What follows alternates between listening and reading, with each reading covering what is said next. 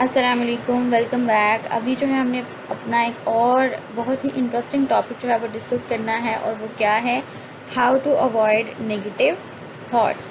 बहुत ही इम्पॉर्टेंट एक ये टॉपिक है, और अक्सर स्टूडेंट्स का ये क्वेश्चन होता है कि नेगेटिव थॉट्स को कैसे जो है वो अवॉइड किया जा सके, कैसे इनसे बचा जा सके। तो बहुत सारी टेक्निक्स हैं। ऑफ कोर्स स्टूडेंट्स लाइफ में, इवन के आप लाइफ के किसी भी स्टेज पे हो, आपको नेगेटिव थॉट्स का सामना तो होता ही होता है। और हमारा माइंड एक्चुअली ट्रेन इस तरह से हो चुका होता है कि वो किसी भी चीज़ की नेगेटिव साइड को ही देखना पसंद करता है, जो कि क्या होता है कि gradually with the passage of time जो है ये चीज़ें आपके ब्रेन में with the passage of time साथ साथ डिवेलप होना शुरू हो जाती हैं। तो ऐसा क्यों होता है? क्योंकि हमने शुरू से ही अपने माइंड की कंडीशनिंग इस तरह से की होती है कि वो कोई भी सिचुएशन हो आपकी लाइफ में, वो उसकी नेगेटिव साइड को पहले देखेगा, पॉजिटिव साइड को वो देखेगा ही नहीं। तो हम अपनी थिंकिंग को पॉजिटिव कैसे कर सकते हैं? बिल्कुल भी नहीं कर सकते, क्योंकि हमने अपने माइंड की ट्रेनिंग ही कुछ इस तरह से की हुई है कि वो सिर्फ़ और सिर्फ नेगेटिविटी को ही अट्रैक्ट करता है। हमारा माइंड नेगेटिव चीज़ों को ही सोचना पसंद करता है, और ऑटोमेटिकली क्या होता है, हमारी जो थॉट प्रोसेस है वो नेगेटिव हो जाती है। चाहे फिर आप किसी भी सिचुएशन में हो, चाहे वो आपका स्टडी का सिनेरियो हो, चाहे वो आपका कोई घर में कोई भी जो है वो रिलेशन हो, किसी भी मैटर में जो है आपकी थिंकिंग नेगेटिव होना शुरू हो जाती है। क्यों? क्योंकि आपने स्टार्ट से ही जो है वो किसी भी चीज़ की पॉजिटिव साइड को देखना शुरू ही नहीं किया। आप हमेशा से नेगेटिव चीज़ों को ही देखते हो, नेगेटिव चीज़ों को ही सोचते हो, और सिर्फ नेगेटिव ही सोचते हो किसी दूसरे पर्सन के बारे में, कि ऑल्दो ये पर्सन जो है वो राइट कर रहा है या रॉन्ग कर रहा है। कोई भी सिचुएशन अगर आपकी लाइफ में ऐसी आ गई है उस पर्टिकुलर पर्सन के साथ, तो आप हमेशा जो है वो उसके बारे में नेगेटिव ही सोचोगे। ऐसा होता है ना? ठीक है, जैसे कि अगर आप फॉर एग्ज़ाम्पल एक बहनों बहनों का ही सिस्टम ले लो, तो उसमें क्या होता है कि एक बहन को अगर कोई फैमिली में ज़्यादा पसंद करता है और दूसरी को थोड़ा कम, तो वो यही कहेगा कि जी अब उसको ज़्यादा पसंद किया जा रहा है, शायद मेरे अंदर कोई जिस तरह की कोई क्वालिटी कम है जो उसके पास ज़्यादा है और मेरे पास कम है, तो शायद इस वजह से। और कंपैरिजंस तो हर फैमिली में होते हैं, बहनों बहनों में भी किए जाते हैं, कज़न्स में भी किए जाते हैं। और कंपैरिजन तो हर फैमिली का जो है, आप कह लो कि एक तरह से हैबिट बन चुकी है ना फैमिलीज़ की, कि उन्होंने कंपैरिजन ज़रूर करना है। वो ये बात नहीं सोचते कि इन कंपैरिजन से ये दो लोग या ये दो बच्चे जिनका हम कंपैरिजन कर रहे हैं, ये एक दूसरे के ख़िलाफ़ हो सकते हैं या एक दूसरे को अच्छा नहीं समझ सकते। तो ये चीज़ें सोची नहीं जाती हैं, और बिला वजह जो है वो कंपैरिजन किया जाता है। हालांकि कोई कंपैरिजन नहीं है, हर एक की अपनी अपनी खासियत है, हर एक का अपना अपना जो है वो माइंड कैलिपर है, हर एक का किसी भी सिचुएशन को देखने का अपना तरीका है। ऑल्दो एक फैमिली में रह के आप हर एक की नहीं मान सकते ना। जैसे अगर पेरेंट्स हैं, तो अगर उनके 5-6 बच्चे हैं, तो हर एक बच्चे की रोज़ के रोज़ नहीं मान सकते। कोई भी जो है वो उनकी सारे के सारे बच्चों की हर एक बात जो है वो रोज़ के रोज़ नहीं मानी जा सकती, लेकिन उनको इस तरह से मैनेज ज़रूर किया जा सकता है कि वो किसी एक दिन पे किसी एक बच्चे की बात मान ली, किसी एक बच्चे को ज़्यादा इंपॉर्टेंस दे दी एक दिन पे, या फिर इस तरह से सबको जो है वो मैनेज करके चल पड़े, बजाय इसके कि आप कंपैरिजन ही करते रहें, वो बच्चे आपस में लड़ते रहें और आप जो हैं फिर बाद में परेशान होते रहें, जी इनमें से कोई इत्तेफाक नहीं है। तो वो इसी वजह से नहीं होता कि पेरेंट्स जो हैं या फिर जो फैमिलीज़ हैं वो कंपैरिजन बहुत ज़्यादा करती हैं, जिससे फैमिलीज़ का माहौल बेहतर होने की बजाय कॉम्पिटिटिव बन जाता है। और फिर जी ये कहना शुरू कर देते हैं कि ये शरीक क्यों बन जाते हैं फैमिलीज़ वाले ना, तो वो यही वजह होती है कि वो शरीक बनना शुरू हो जाते हैं। क्या उसको बोलते हैं, कॉम्पिटिटिव बन जाते हैं, कॉम्पिटिटिव इन्वायरमेंट आ जाता है। तो वहाँ पे फैमिली वाला फिर इन्वायरमेंट कहाँ पे गया, जिसमें रह के बच्चे ने ग्रो करना था, सीखना था फ़ैमिलीज़ किस तरह से इकट्ठी रहती हैं, किस तरह से एक दूसरे को प्यार किया जाता है, किस तरह से दूसरे की हेल्प की जाती है। वो तो चीज़ें बच्चा सीखेगा ही नहीं, क्योंकि उसने तो सिर्फ शुरू से यही बातें सीखी हैं कि कंपटीशन होता है बस, और कंपटीशन बस होता है उसके साथ पर्टिकुलर जो एक पर्सन है, जो एक मेरा कज़न है, उसी के साथ मेरा कंपटीशन है। और बस फिर जी जो मर्ज़ी हो, मैंने उसको हराना है, उसने मुझे हराना है, और बस इस तरह से जो है एक मैदानी जंग सा लगा रहता है। तो जब इस तरह से मैदानी जंग सा लगा रहेगा, पेरेंट्स भी कुछ पॉजिटिव चीज़ें तो फिर बच्चे को सिखा नहीं पाएंगे ना। वो फिर ज़्यादातर नेगेटिव नेगेटिव चीज़ें ही सिखाना शुरू कर देंगे बच्चे को। तो जब इस तरह से बच्चा नेगेटिव चीज़ें सीखना शुरू कर देगा, उसके ऊपर माइंड मतलब उसका माइंड जो है वो क्रिएटिव नहीं रहेगा, या फिर इस तरह से वो किसी चीज़ को अच्छे तरीके से मैनेज ही नहीं कर सकेगा, तो फिर क्या होगा, ऑटोमेटिकली उसका माइंड जो है वो नेगेटिव होना शुरू हो जाएगा, क्योंकि वो हर चीज़ में सिर्फ और सिर्फ नेगेटिविटी को तलाश करेगा और नेगेटिविटी को फॉलो करना शुरू कर देगा, और उसका माइंड जो है वो वेरी फर्स्ट टाइम से उस नेगेटिविटी की तरफ अट्रैक्ट हो गया है, उसी को उसने सोचना है और उसी की तरफ उसने चलना है। और हालांकि ऐसा करने से नहीं पता होता कि बच्चे की माइंड पे या उसकी बॉडी पे क्या इफ़ेक्ट होना है, इवन तो उसकी लाइफ पे क्या इफ़ेक्ट होना है। तो प्लीज़ कंपैरिजंस ना किया करें, हर एक की अपनी अपनी एबिलिटी हैं, उनको उनकी एबिलिटीज़ को यूज़ करने दें और फिर देखिएगा कि क्या कमाल करते हैं वो, क्योंकि उनके पैशन को फॉलो करने का तो टाइम ही नहीं दिया जाता। जैसे कि किसी की अगर किसी को पसंद है कि वो साइंस पढ़े तो उसको साइंस पढ़ने दें, और अगर किसी को पसंद नहीं है तो प्लीज़ उसको फोर्स ना करें, क्योंकि पेरेंट्स जो हैं वो यही फोर्स करते रहते हैं कि फ़लाँ की बेटी मेरी फैमिली में उसने तो साइंस में टॉप किया है, वो तो मेडिकल में चला गया, वो तो इंजीनियरिंग में चला गया, और तुमने ये नहीं किया, तुमने वो नहीं किया। तो ये बिल्कुल भी राइट अप्रोच नहीं है, ये बहुत ही एक गलत अप्रोच है जो कि पेरेंट्स फॉलो करते हैं। इससे बच्चे को लेट डाउन किया जाता है सिर्फ़ और सिर्फ, और इससे उसकी बिल्कुल भी हौसला अफजाई नहीं होती वो करने के लिए जो कि वो एक्चुअल में करना चाहता है। तो प्लीज़ आप उनके इंटरेस्ट को फॉलो करने दिया करें, क्योंकि इससे क्या होगा कि वो हर जिस चीज़ में उनका दिल लगता है, जिस चीज़ को वो करना चाहते हैं, वो उस चीज़ को दिल लगा के करेंगे, और हो सकता है कि वो इस तरह से एक्सेल कर जाएँ उस चीज़ के अंदर कि आपने सोचा भी ना हो कि वो कितना ज़्यादा सक्सेसफुल हो सकता है। बजाय इसके कि आप उसको जो है वो चलाना शुरू कर दें कि तुमने यही करना है, तो फिर वैसा नहीं हो सकता कि जैसा आप चाहते हैं, क्योंकि और वैसे भी बच्चा भी फ्रस्ट्रेटेड रहेगा, क्योंकि मैं ये कर रहा हूँ क्योंकि मेरे पेरेंट्स ने मुझे ये कहा था, मेरी फैमिली में मेरे कज़न्स ये कर रहे थे तो ये हो रहा था तो वो हो रहा था, बेचारा ब्लेम गेम ही करता रह जाएगा और कुछ भी जो है वो बेनिफिट नहीं होगा। ऑल्दो सारे केसेस में ऐसा नहीं होता होगा, लेकिन मोस्टली ऐसा ही होता है। तो काइंडली कंपैरिजंस ना किया करें, इससे बच्चे की थॉट प्रोसेस पे बहुत ज़्यादा नेगेटिव इफेक्ट पड़ता है, बच्चा नेगेटिविटी की तरफ जाना शुरू हो जाता है, बदजन हो जाता है ना।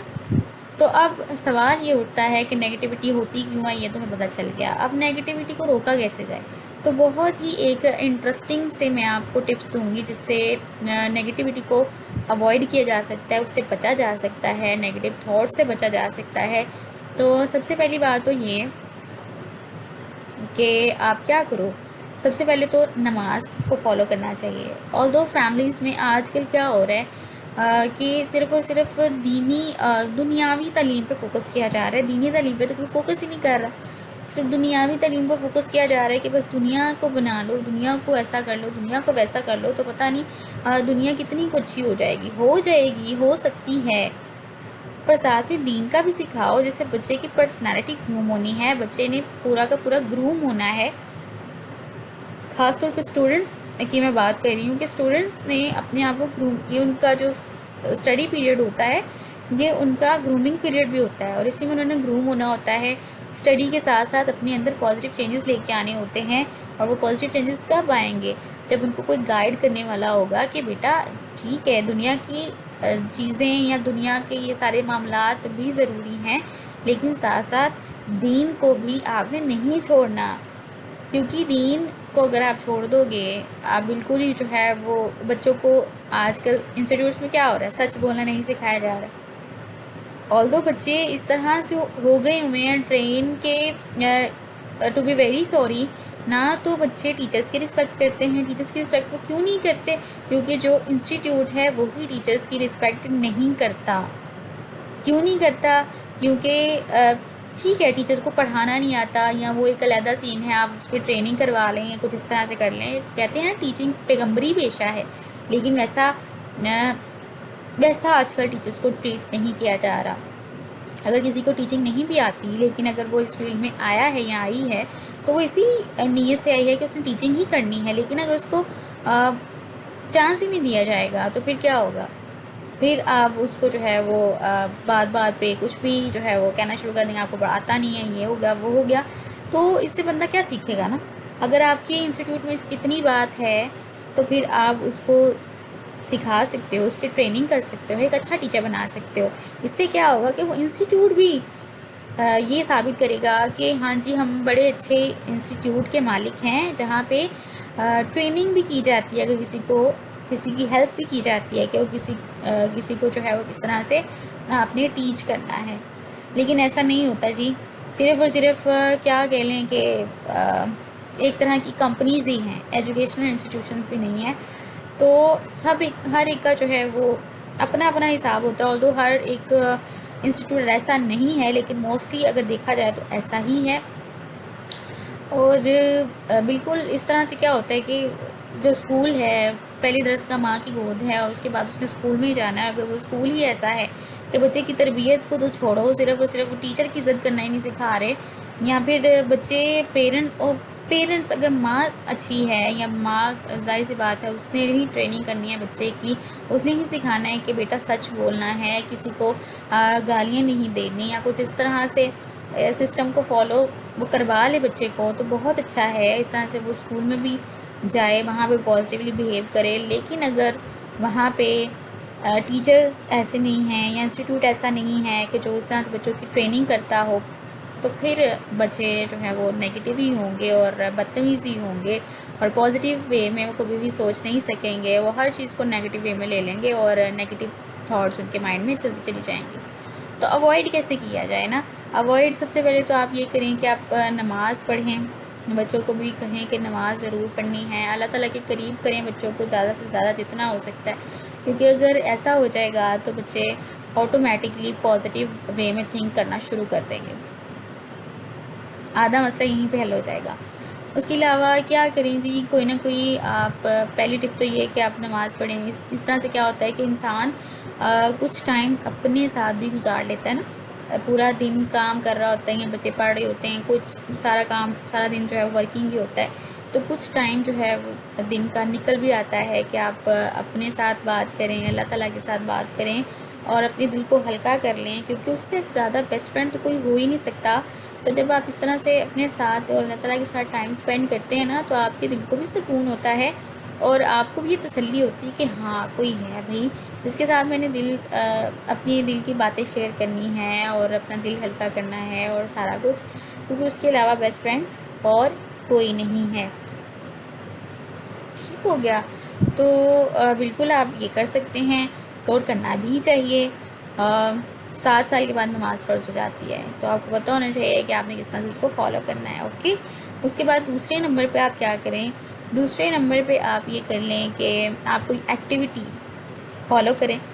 कोई भी एक्टिविटी जो भी आपको पसंद है, बच्चों को पसंद है, ठीक है, कि वो क्या करें, कोई बुक रीडिंग कर लें। बुक रीडिंग सबसे बेस्ट बुक तो कुरान पाक है, उसको पढ़ें, ट्रांसलेशन के साथ पढ़ें। और होता क्या है कि सिर्फ़ और सिर्फ अरेबिक पढ़ ली जाती है, तर्जुमे का कुछ पता नहीं होता। तो बिल्कुल वैसा हिसाब हो गया जिससे अगर आप स्कूल में जाके इंग्लिश की टीचर आपको पढ़ाने आई है, आपको वो सारा इंग्लिश में बोल के चले गई और आपको पता नहीं चला कि उसका मतलब क्या है। तो जब तक मतलब आपके माइंड में नहीं जाएगा तो आपको कोई फ़ायदा नहीं है ना कोई भी बुक पढ़ने का। तो जब तक आपको मीनिंग ही क्लियर नहीं है, तो पढ़ें, कुरान पाक को पढ़ें, लेकिन ट्रांसलेशन के साथ पढ़ें। ट्रांसलेशन के साथ पढ़ने पे ही आपको जो है वो क्लियर होंगी कि हमसे अल्लाह ताला क्या बात करना चाह रहे हैं। ठीक है ना? तभी आपको जो है वो माइंड में एक चीज़ें क्लियर होंगी, और तभी आपका माइंड क्लियर होगा, तभी आपका माइंड पॉजिटिव वे में थिंक करना शुरू हो जाएगा। आपको आपके बहुत सारे सवालों के जवाब मिलना शुरू हो जाएंगे, और जब ऐसा हो जाएगा तो फिर क्या होगा, आपके बॉडी में भी पॉजिटिव चेंजेस आएंगे, माइंड में भी पॉजिटिव चेंजेस आएंगे, और फिर आप ऑटोमेटिकली देखोगे आपके इर्द गिर्द में पॉजिटिव चेंजेस आना शुरू हो जाएंगे। क्यों? क्योंकि आप पॉजिटिव हो रहे हो। ठीक है ना? उसके अलावा फिर आप क्या कर सकते हो, और कौन सी एक्टिविटी, कोई कुकिंग कर लें, या ठीक है जिसमें भी आप कोई भी एक्टिविटी जिसमें आपका दिल लगता है। गेम्स में जितना बच्चे टाइम वेस्ट करते हैं आज के, तो उतना टाइम अगर वो इस तरह से कोई फ्रूटफुल एक्टिविटी में गुजारें तो वो ज़्यादा बेस्ट है। कोई ना कोई प्रोजेक्ट स्टार्ट कर लिया, कोई ड्राइंग बना ली, बच्चों को तो बहुत शौक होता है ना ड्राइंग वगैरह का, तो ड्राइंग बना ली, या कुछ इस तरह से जो है वो डायरी राइटिंग का बहुत होता था पहले ट्रेंड। तो डायरी लिख सकते हो आप कि आज पूरे दिन में ये जो है वो हुआ है, आज स्कूल गए, आज ये हो गया ऑफिस में, या कोई भी इस तरह से हर एक इंसान अपने अपने हिसाब से डायरी को लिख सकता है कि पूरा दिन में क्या हुआ आज उसके साथ। इस तरह से देखो ना, एक स्टोरी सी बन जाएगी। और फिर एक आपका भी जो माइंड में था होता है कि आज ये हुआ, वो माइंड में चल रहा होता है। तो जब आप उसको किसी चीज़ पे लिख दोगे ना, तो आपके माइंड में वो चीज़ें चलना भी बंद हो जाएंगी। बेशक करके देख लीजिएगा, ऐसा होता है कि आज ये हुआ। ज़्यादातर लोगों के माइंड में चीज़ें नहीं भी चलती हैं, लेकिन अगर चलती हैं तो वो ये एक्टिविटी करके देखें कि वो लिख के देख लें। इससे क्या होगा, इससे जो है वो आपका माइंड बिल्कुल रिलैक्स हो जाएगा। ठीक है ना। या फिर जब आप नमाज़ पढ़ते हो तो आपका दिल वैसे ही हल्का हो जाता है। तो वैसे भी आप कर सकते हो, आप ऐसे भी कर सकते हो, लिख भी सकते हो। और आपको जो है वो राइटिंग भी आ जाएगी। और यू नेवर नो कि आप फ्यूचर के बेस्ट राइटर बन जाए। किसी को पता नहीं होता ना, सबका अपना अपना टैलेंट होता है। क्योंकि अगर लिखना भी होगा तो अगर मैं यहाँ पे 2-3 बच्चों को बिठा दूँ या 2-3 लोगों को बिठा दूँ, तो एक स्टोरी अगर मैं उनको बोलूँ कि क्या क्या हुआ, तो सबका लिखने का अंदाज़ अपना अपना होगा ना।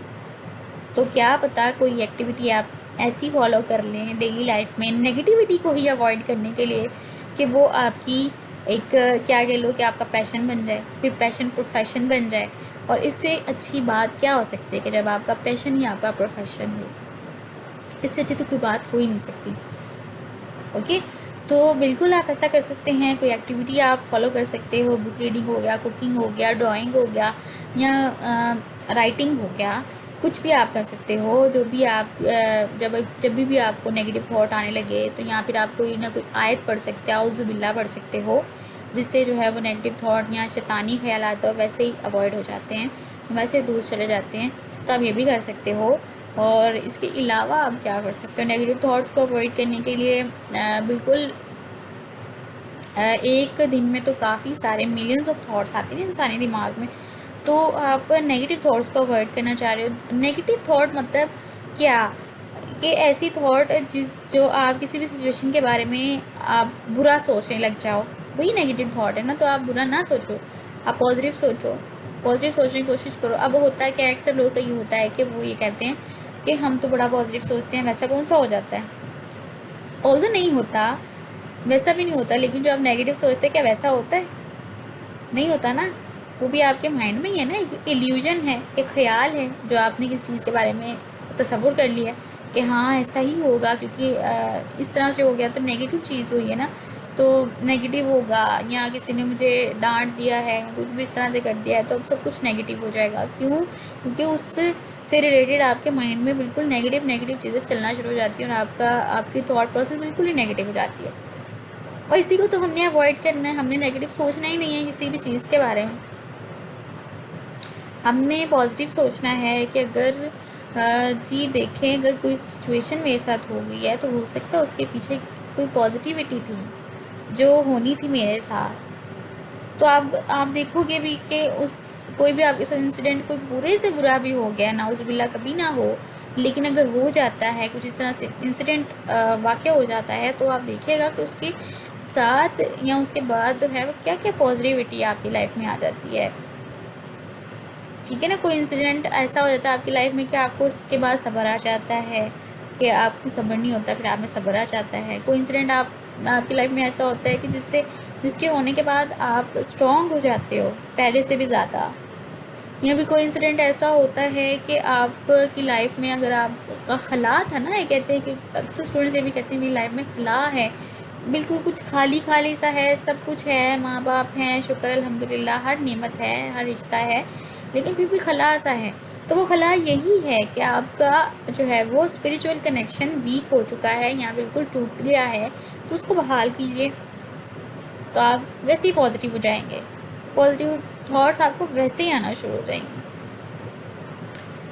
ठीक है ना। तो बिल्कुल आप पॉजिटिव सोचें एज मच एज पॉसिबल, तो यू विल सी कि आप में क्या पॉजिटिव चेंजेस आते हैं, और आपको देख के आपके इर्द गिर्द में कैसे पॉजिटिव चेंजेस आते हैं। क्योंकि हर एक सिचुएशन का पॉजिटिव साइड भी है, नेगेटिव साइड भी है।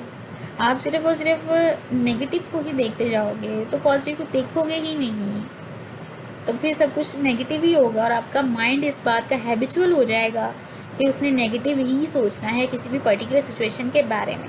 और हमने इसको, इस कंडीशनिंग को, इस ट्रेनिंग को तोड़ना है, इसको इस तरह से ट्रेन नहीं होने देना। इसको हमने पॉजिटिवली ट्रेन करना है कि हर चीज़ की पॉजिटिव चीज़ को ये देखे और पॉजिटिव थिंक करे। इससे ना सिर्फ आपका ब्रेन रिलैक्स रहता है, और जब रिलैक्स हो जाता है तो आपका ब्रेन क्या उसको बोलते हैं कि आपका माइंड जो है वो क्रिएटिव भी हो जाता है। और जब क्रिएटिव होता है तो वो माइंड बहुत यूज़फुल होता है हमारी सोसाइटी के लिए, आपके अपने लिए, आपके फैमिली के लिए। और बिल्कुल आप में किस चीज़ की कमी है, हर एक में कोई ना कोई टैलेंट तो होता ही है। तो बिल्कुल अपने आप को डिस्कवर करते रहा करें, बजाय इसके कि हर वक्त नेगेटिव सोच के अपने आप को अजियत देते रहो, अपने आप को इस तरह से करते रहो कि बस अब तो ख़त्म हो गया ना सारा कुछ। ऐसा नहीं होता। There is always a way. When you think there is no way, there is always a way. हमेशा कोई ना कोई रास्ता ज़रूर होता है जो आप फॉलो कर सकते हो, अपने आप को संवार सकते हो, अपनी सोसाइटी को बेहतर बनाने की कोशिश कर सकते हो, अपनी लाइफ को बेहतर बनाने की कोशिश कर सकते हो। आई होप कि मेरी बातें आपके लिए बहुत फ़ायदेमंद साबित होंगी। और बिल्कुल आप भी मुझे कोई टॉपिक बता सकते हो कमेंट करके कि मैं जिस पे आपको थोड़ा बहुत गाइड कर सकती हूँ। और नेक्स्ट लेक्चर्स में मिलेंगे, तब तक के लिए थैंक यू सो मच।